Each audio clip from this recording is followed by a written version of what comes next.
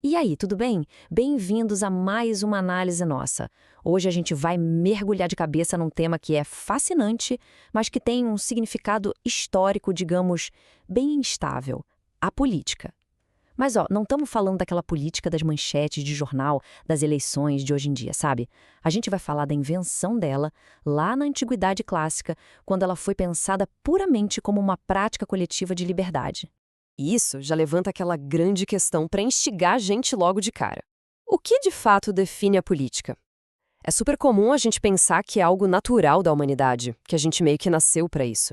Mas a história mostra algo chocante. A política foi uma invenção totalmente artificial, uma ferramenta criada de propósito para que a humanidade conseguisse escapar da lei do mais forte, daquela coisa de força bruta mesmo. Bom, o nosso roteiro de hoje passa por 5 pontos rápidos. Primeiro, a invenção da política. Depois, o contraste gigante entre o oikos e a polis. Em terceiro, o círculo dos iguais. No quarto ponto, o desafio trazido pelo modelo romano.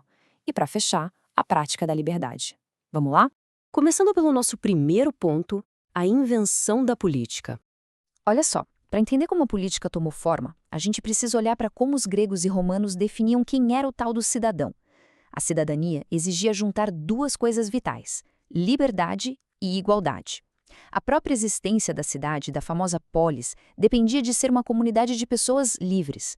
Mas aí tem um detalhe, ou melhor, um baita paradoxo. Essa liberdade toda contrastava de perto com uma prática terrível, mas que era super aceita na época, que é a escravidão. Ou seja, existiam os que estavam totalmente incluídos nessa liberdade e os totalmente excluídos. Entrando agora no nosso segundo ponto, a disputa de oikos contra polis. Para entender essa divisão, a gente tem que imaginar uma fronteira de espaço e de moralidade que basicamente sustentava o mundo antigo. O mundo era rachado no meio. De um lado, a gente tinha o oikos, que era a esfera privada, o espaço de dentro de casa. Ali não existia política, era um lugar marcado pela hierarquia absoluta, onde quem mandava, mandava. Do outro lado, ficava a polis, a praça pública. E lá, a pegada era outra. Funcionava na base da persuasão, o governo de pessoas livres. O espaço público era literalmente o domínio exclusivo da liberdade.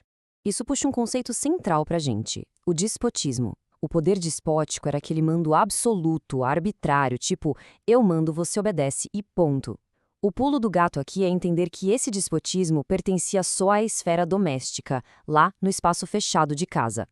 Era exatamente 100% o oposto do que os gregos chamavam de relação política. Na política de verdade, simplesmente não tem espaço para déspotas. É como água e óleo, não se misturam. O que nos leva ao terceiro ponto, o círculo dos iguais.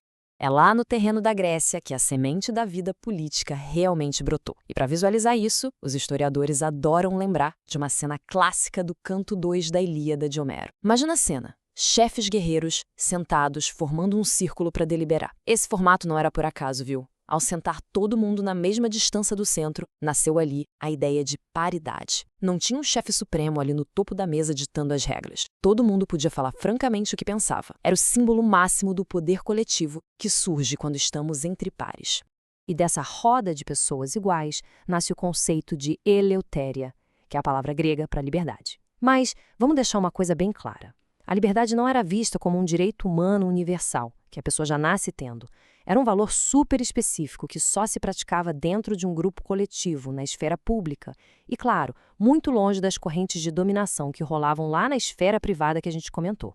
E de mãos dadas com a liberdade vem a isonomia, que é a igualdade entre esses pares. Pensa comigo, como as pessoas são naturalmente diferentes, seja em força física ou habilidade, era preciso criar uma ferramenta, uma instituição artificial que era a cidade. E ela era sustentada por leis, o chamado nomos. É uma sacada genial, né? A sociedade inventou um jeito de nivelar o jogo no espaço público. A lei entrava em campo para garantir que o que fazia as pessoas iguais politicamente era a própria lei e não quem tinha mais músculo.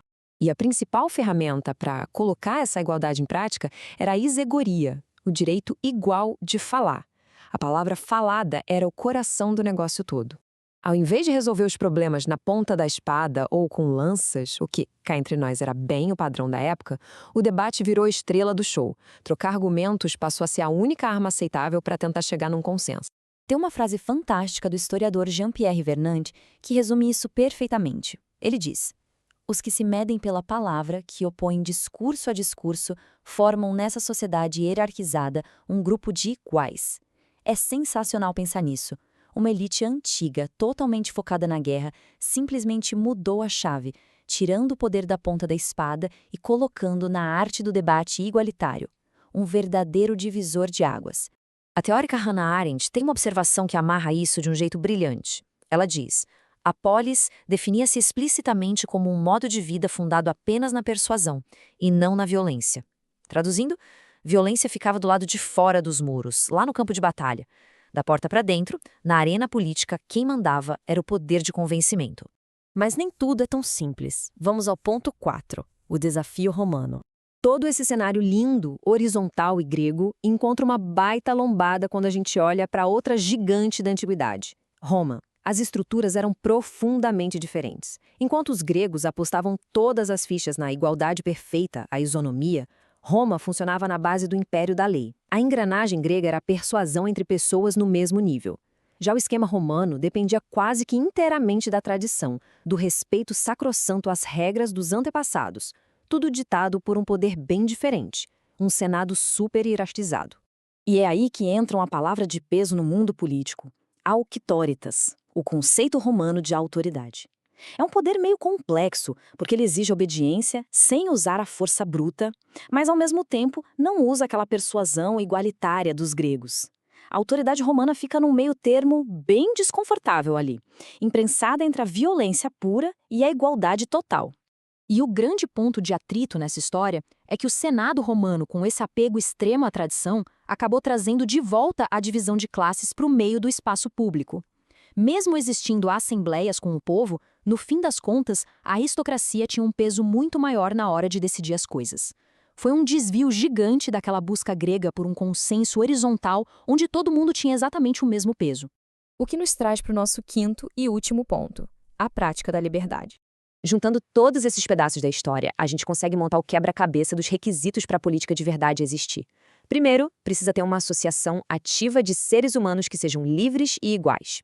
Segundo, a violência tem que ficar totalmente de fora. Zero violência. Terceiro, tem que ter um espaço público e aberto para o debate. E por último, aquela busca incansável por consenso através de bons argumentos.